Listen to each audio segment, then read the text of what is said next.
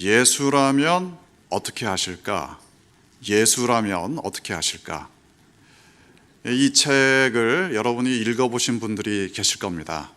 이 책에 나온 지가 이제 100년이 훌쩍 넘어갔는데 아직도 많은 사람들이 읽고 있는 책이기도 합니다. 사실 이 책은 소설로 쓰여졌지만 우리의 실제 생활에도 굉장히 많은 도전을 주고 있습니다. 예수님이라면 어떻게 하실까? 이건 책 제목이기도 하지만 우리의 삶에서 던져야 할 중요한 질문이기도 합니다.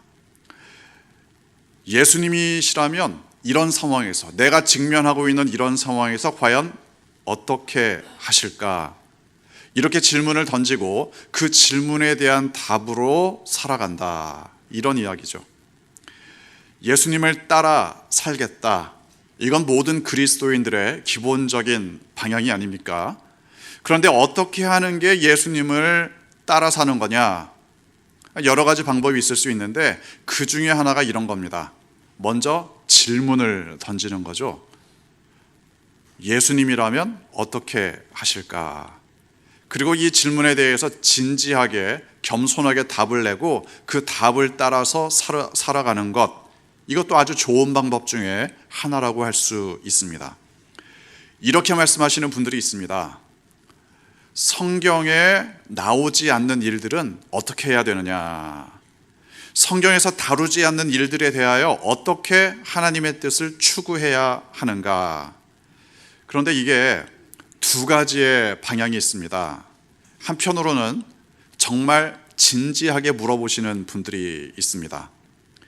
내가 어떤 문제를 직면하고 있는데 이게 성경에서 다루고 있지 않아서 고민이 된다. 정말 그럴 수 있습니다. 예를 들어 낙태 같은 문제는 성경에서 자세하게 직접적으로 다루고 있지는 않습니다. 또는 안락사 같은 문제도 그렇습니다. 점점 노령 사회가 되면서 안락사에 대한 문제도 제기가 되는데 이미 서방 국가들에서는 안락사를 상당히 제도화시키고 있고 시행하고 있는 나라도 있습니다. 그러니까 우리나라도 머지않은 장래에 안락사에 대한 문제가 제기될 수도 있습니다. 그런데 안락사라는 문제는 성경에 직접 언급되고 있지는 않습니다. 이런 문제들에 대해서 어떻게 하는 것이 과연 하나님의 뜻을 추구하는 것인가? 그런 질문을 가질 수 있지 않겠습니까? 진지하게 고민을 하고 있는데 성경에서 직접 다루고 있지는 않다. 그럴 때 하는 질문이 이겁니다. 예수님이라면 어떻게 하실까? 꼭 완벽한 답을 얻지는 못한다고 할지라도 충분히 겸손하고 진지한 질문이겠죠. 그런데 다른 한편으로는 이렇게 생각하시는 분들이 있습니다. 성경에 나와 있지 않으니까 다행이다. 성경에서 하나님께서 이렇게 해라 저렇게 해라 그런 내용이 없으니까 내 마음대로 살겠다. 예를 들어서 컨닝하지 말라, 성경에 안 나와 있습니다. 또는 무단횡단하지 말라, 역시 성경에 그렇게 나와 있지는 않습니다. 그러면 이런 생각을 하시는 분들이 있는 거죠. 정말 다행이다. 성경에 안 나와 있어서 다행이다. 성경에 나오지 않으니까 내 마음대로 살아야지. 자, 이 부분에 대해서 명확하게 말씀을 드립니다. 성경에 직접 언급되고 있지 않은 문제들, 그걸 어떻게 해야 되느냐? 성경에 나오지 않으니까 마음대로 해도 되느냐? 설마 그렇게 생각하실 분은 안 계시겠죠. 아무튼 이렇게 생각하시면 됩니다. 예수님이라면 어떻게 하실까? 마치 아예 예수님이 내 옆에 계신 것으로 생각을 하셔도 됩니다. 예수님이 내 옆에 계시니까 예수님께 직접 여쭈어 보는 것처럼 생각을 하셔도 됩니다. 예수님이 내 옆에 계신다면 나에게 뭐라고 이 상황에 대해서 말씀을 해주실까? 이런 자세로 문제를 풀어가면 됩니다. 물론 그렇게 해도 속 시원하게 답을 얻는 것이 만만치 않은 문제들도 분명히 있습니다. 그러나 적어도 그런 자세를 유지하는 것이 예수님을 따라가는 기본적인 자세입니다. 그런 태도를 갖는다면 오늘 본문 말씀을 이해하는 것도 훨씬 쉬워집니다. 본문 3절 함께 읽겠습니다. 내가 실로 몸으로는 떠나 있으나 영으로는 함께 있어서 거기 있는 것 같이 이런 일 행한 자를 이미 판단하였노라. 예수님이라면 어떻게 하실까? 이 질문을 바로 사도 바울에게 적용시킨 겁니다. 바울이 고린도 교회에 이렇게 말을 하는 거죠. 내가 너희와 함께 있다고 생각을 해라. 내가 너희와 함께 있다면 너희가 어떻게 할 것 같으냐? 이런 질문을 던지고 있습니다. 만약 사도 바울이 고린도 교회에 함께 있다, 그러면 사람들이 그렇게 살지는 않을 것이다. 이런 전제가 깔려 있는 거죠. 자, 이 말을 좀 강조하기 위해서 사도 바울은 좀 과도한 표현까지 사용하기도 합니다. 내가 몸으로는 너희를 떠나 있지만 영으로는 너희와 함께 있다. 이게 좀 사도 바울이 귀신도 아니고 뭐 어떻게 영으로 함께 있는다는 건지 표현은 모호하지만 분명한 건 강조하고 있습니다. 내가 너희와 함께 있다면 너희가 어떻게 행동할지 생각해 봐라. 이걸 강조하고 있습니다. 사실 사도 바울까지 가지 않아도 우리가 충분히 알 수 있습니다. 만약 제가 여러분의 구역 모임에 참석한다. 그러면 여러분은 여러분의 구역 모임을 어떻게 진행하시겠습니까? 평소와 똑같이 진행하시겠죠? 평소처럼 진지하고 화기애애하고 그 모임에만 집중하고 또 서로를 잘 배려하고 이러면서 구역 모임을 진행하시겠죠? 평소처럼 그러시기를 바랍니다. 실제로 우리가 지금 주일 오후 예배에 구역 나눔 예배를 드리고 있습니다. 그런데 아시는 분들은 알겠지만 제가 구역 나눔 예배를 인도하지 않을 때는 구역들을 지금 방문하고 있습니다. 모르셨죠? 자, 여러분들이 구역 모임을 어떻게 진행하시는지 좀 보기 위해서입니다. 또는 어떤 고민을 하시는지, 어떤 간증을 가지고 계시는지 그런 것들도 좀 듣고 싶어서 그렇게 방문하고 있습니다. 오늘 구역 나눔 예배 때도 제가 어느 구역인가를 방문할 겁니다. 어느 구역인지는 밝히지 않겠습니다. 아무튼 긴장하지 마시고 평소에 하시던 것처럼 하시면 될 겁니다. 그런데 혹시라도 제가 여러분과 함께 있을 때와 그렇지 않을 때 구역 모임이 달라지는 구역들도 있을지 모르겠습니다. 물론 아주 약간이라도 긴장은 되겠죠. 어떤 분들은 약간씩 눈치를 보실지도 모릅니다. 물론 저는 전혀 아무 말도 안 합니다. 그럼에도 불구하고 저의 눈치를 보시는 분도 계실지 모르겠습니다. 어쨌든 제가 함께 있으니까 가급적이면 조심하는 부분들이 있을 수 있겠죠. 예를 들어 제가 없다면 마음껏 저에 대해서 욕을 할 수 있는데 제가 함께 있으니까 차마 그러지는 못하시겠죠. 또 제가 함께 있으니까 뭐 구역원들끼리 싸운다든가 이런 식의 문제 역시 굉장히 조심할 수도 있을 겁니다. 그런 식의 느낌을 연상하시면 되겠습니다.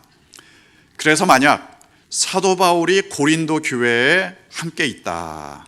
그러면 고린도 교회 성도들이 과연 어떻게 행동할 것인가? 분명히 뭔가 좀 잘해보려고 하는 그런 면이 있겠죠. 고린도전서를 보면 지금 사도 바울은 고린도 교회를 질책하는 이야기들을 하고 있습니다. 만약 사도 바울이 함께 있다면 그런 일을 좀 조심하지 않겠습니까? 게다가 오늘 본문의 전반부에서는 좀 심각한 문제를 다루기도 합니다. 아버지의 아내를 데려와서 아내로 삼았다. 그런 사람이 있었다는 겁니다. 그럼에도 불구하고 사실은 그런 식의 이야기는 오늘날에도 그렇고 그때도 그렇고 사회적으로 용납할 수 있는 일은 아니었습니다. 아무리 자유분방한 사회라고 할지라도 이런 식의 일은 용납하지 않는 문제입니다. 게다가 만약 사도 바울이 고린도 교회에 함께 있었다 그러면 차마 그런 일이 일어나기가 쉽지 않았겠죠. 그래서 사도 바울이 이렇게 이야기를 합니다. 내가 너희와 함께 있다면 너희가 그렇게 하겠냐? 정말? 이런 식의 뉘앙스를 풍기고 있습니다. 기본적으로 우리가 충분히 알 수 있는 상황들입니다. 만약 누군가가 나와 함께 있다, 이것과 나 혼자 있다, 이럴 때 우리의 행동은 충분히 달라질 수 있습니다. 다른 사람이 나와 함께 있다면 그것에 대한 영향을 받을 수 있습니다. 예를 들어 만약 어두운 데서 아무도 없는 곳에서 누군가가 나쁜 짓을 하고 있다. 그런데 만약 많은 사람들이 갑자기 그곳을 후루룩 지나가게 된다. 그러면 그 나쁜 짓을 계속할 수 있겠습니까? 그러니까 어른들이 아이들에게 이렇게 말하지 않습니까? 야야, 사람들 많이 다니는 데로 다녀. 사람 없는 데 말고 사람들 많이 다니는 데로 다녀라. 참 지혜로운 조언입니다. 사람들이 함께 있을 때는 행동을 조심합니다. 하지만 아무도 없다, 아무도 보지 않는다, 그때 무슨 짓을 할지 모릅니다. 사람이 그렇습니다. 그러니까 목사님이 나와 함께 있다, 이때 분명히 조심하는 부분들이 있을 겁니다. 만약 사도 바울이 나와 함께 있다 그러면 고린도 교회 성도들도 상당히 주의했을 겁니다. 더 나아가서 하나님께서 나와 함께 계신다, 내가 하나님의 임재 가운데 살아간다, 이건 더 말할 나위가 없습니다. 하나님께서 지금 나와 함께 하신다, 이걸 느끼면서 살아간다면 물론 위로가 되겠죠. 담대함을 얻을 수도 있을 겁니다. 뿐만 아니라 언행을 조심하게도 될 겁니다. 따라서 하나님의 임재를 느끼며 살아간다, 이건 예수님이라면 어떻게 하실까? 이 질문과 같은 맥락의 이야기입니다. 그리고 이 질문은 공동체, 믿음의 공동체를 성숙하게 만드는 질문이 되기도 합니다. 만약 어떤 믿음의 공동체에 문제가 발생한다, 그게 구역이든 남선교회든 여전도회든 아니면 교회 안에 어떠한 모임이든 그런 일이 일어날 수 있습니다. 서로 다툴 만한 일이 발생했다든가, 아니면 서로 냉랭한 분위기가 됐다든가, 아니면 그야말로 세상에서도 하지 않는 짓을 벌이고 세상 사람들이 욕하는 일을 벌인다.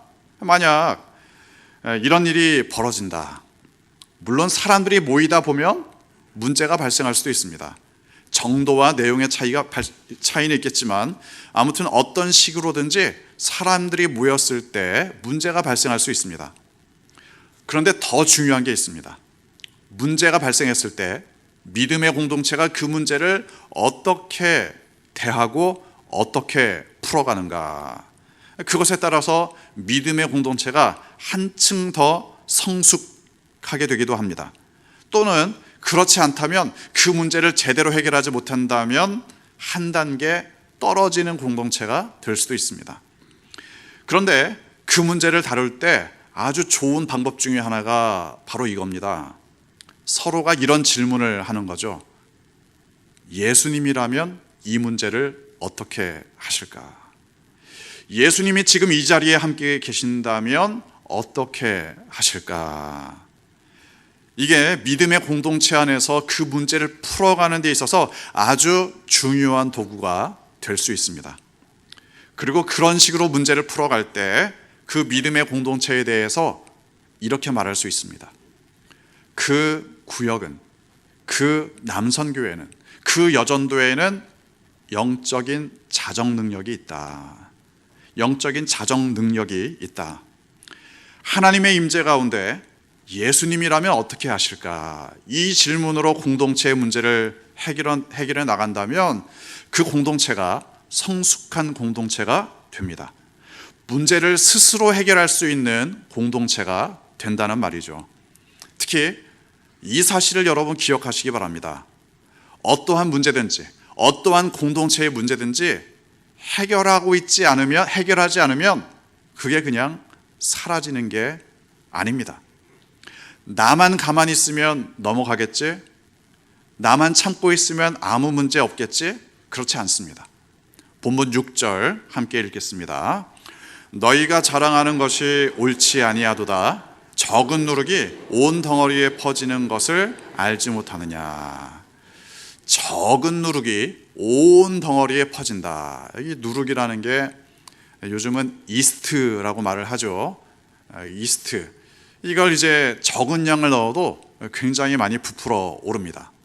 마치 그런 것처럼 믿음의 공동체 안에 어떠한 문제가 있다. 그 문제를 해결하지 않으면 작다고 해서 그게 작은 게 아닙니다. 언젠가는 믿음의 공동체를 망가뜨릴 수도 있습니다. 심각한 말이죠. 여기에서 말씀하신 누룩이라는 것은 물론 종류와 형태가 다양할 수 있습니다. 다양하지만 믿음의 공동체를 망가뜨리는 원인, 교회를 힘들게 만드는 원인, 그런 것들이 다 누룩이라고 할 수 있습니다. 고린도 전서를 보면 예를 들어서 이렇게 말합니다.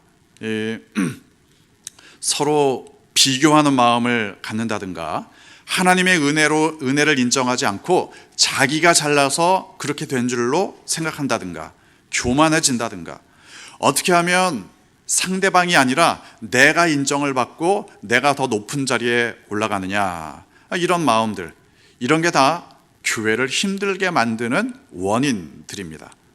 이런 게 다 믿음의 공동체를 힘들게 만드는 누룩이 됩니다.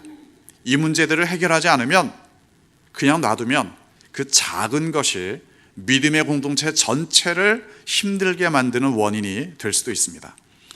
언젠가는 믿음의 공동체를 힘들고 아프게 만들 수도 있습니다. 해결하지 않으면 작다고 해서 그냥 사라지는 게 아닙니다. 때로는 사라진 것처럼 보여도 사실은 사라진 게 아니라 수면 아래에 가라앉아 있을 뿐입니다. 기회가 오면 언젠가는 다시 수면 위로 떠오를 수도 있습니다. 그래서 이 문제들은 더 커지기 전에 해결해야 됩니다. 빨리 해결하면 할수록 공동체에 유익합니다. 사도 바울은 그래서 이렇게 촉구합니다. 본문 7절과 8절 함께 읽겠습니다. 너희는 누룩 없는 자인데 새 덩어리가 되기 위하여 묵은 누룩을 내버리라. 우리의 유월절 양 곧 그리스도께서 희생되셨느니라. 이러므로 우리가 명절을 지키되 묵은 누룩으로도 말고 악하고 악의에 찬 누룩으로도 말고 누룩이 없이 오직 순전함과 진실함의 떡으로 하자. 묵은 누룩을 내버려라. 악하고 악의에 찬 누룩도 내버려라. 공동체를 힘들게 만들 만한 모든 악한 누룩들을 버려라. 그리고 누룩 없는 떡을 먹어라. 본문의 말씀은 상징적으로 이야기를 하고 있습니다. 누룩을 버려라. 누룩 없는 떡을 먹어라. 특히 유월절의 개념을 사용해서 이러한 내용들을 설명하고 있습니다. 잘 아시는 것처럼 유월절이 그렇지 않습니까? 이스라엘이 애굽에서 종살이를 하다가 애굽에서 빠져나왔습니다. 출애굽 사건이죠. 이 사건을 유월절이라는 절기를 통해 기념하는 겁니다. 애굽에서 빠져나온 것을 기억하는 절기입니다. 그런데 애굽을 빠져나오기 전날 하나님께서는 이스라엘에게 두 가지를 명령하시죠. 하나는 무교병을 먹어라. 무교병이라는 게 누룩을 넣지 않은 빵을 의미합니다. 그런데 사실은 누룩을 넣어야 빵이 맛있어지지 않겠습니까? 무교병, 누룩이 없는 빵은 사실 맛이 없습니다. 그러니까 훗날 후손들이 유월절을 지키면서 무교병을 먹을 때 한마디로 맛없는 빵을 먹는 겁니다. 물론 쓴 나물도 함께 먹습니다. 그러면서 후손들이 이렇게 생각할 겁니다. 야, 우리 조상들이 정말 힘든 시간을 보냈구나. 우리 조상들이 애굽에서 정말 고통의 시간을 보냈구나. 이걸 떠올리게 될 겁니다. 게다가 누룩을 넣어서 발효시키지 못할 만큼 시간이 없었다. 그만큼 급하게 애굽에서 빠져나왔어야만 했다. 이런 효과도 분명히 있었을 겁니다. 이걸 기억하기 위해서 무교병을 먹어라. 누룩을 넣지 않은 빵을 먹도록 하나님께서 이스라엘에게 명령을 하셨습니다. 그러니까 무교병을 먹을 때마다 하나님의 구원의 은총을 기억하게 됐다는 거죠. 상징적으로 고린도 교회에 사도 바울은 이렇게 말합니다. 무교병을 먹어라. 그래서 너희가 하나님의 은혜로 구원받았음을 기억하라. 하나님의 은혜로 구원받았다. 이 사실을 공동체가 기억할 때 많은 문제들을 풀어갈 수 있습니다. 야, 우리가 은혜로 구원받았는데 이래서야 되겠냐? 이러지 말자. 이 문제를 풀어가자. 이렇게 성숙한 공동체가 되어 갑니다. 또 한 가지, 출애굽 직전에 하나님이 이스라엘에게 명령하신 게 있습니다. 흠없는 어린 양을 잡아라. 그리고 그 피를 너희 집 대문에 발라두어라. 하나님께서 애굽에 내리신 재앙들 중에 마지막이 뭡니까? 모든 집에 있는 첫째를 다 죽이겠다. 그런데 그 재앙을 내리실 때 그 어린 양의 피를 발라둔 대문의 집은 지나가겠다. 죽이지 않고 지나가겠다. 유월절이라는 뜻 자체가 그렇습니다. 유월절이라는 히브리어 원어 자체가 지나간다는 뜻이죠. 유월절을 영어로는 Passover라고 이야기를 합니다. 죽이지 않고 지나가셨다. 이게 직접적인 하나님의 구원의 모습이었습니다. 그 모습을 연상시키면서 사도 바울이 말합니다. 예수님이 유월절의 양이 되셨다. 예수 그리스도께서 우리를 살리시기 위해 돌아가셨다. 그걸 기억해라. 그러니까 누룩은 다 내버려라. 무교병을 먹어라. 그리고 우리를 구원하신 예수 그리스도께서 우리와 함께 하신다는 사실을 기억해라. 그 예수님께서 우리와 함께 계신다면 어떻게 하실까? 이 질문 가운데 살아가라. 우리 교회가, 그리고 우리의 믿음의 공동체가 무교병을 먹는 공동체가 되기를 소망합니다. 예수 그리스도를 기억하며 예수님이시라면 어떻게 하실까? 이 질문 가운데 살아가는 믿음의 공동체 되기를 소망합니다. 누룩은 내버리고 순전히 예수님만을 기억하는 공동체 되기를 원합니다. 날마다 구원의 은혜만을 찬양하며 기억하는 순전한 그리스도인들 되시기를 주님의 이름으로 축원합니다. 기도하겠습니다.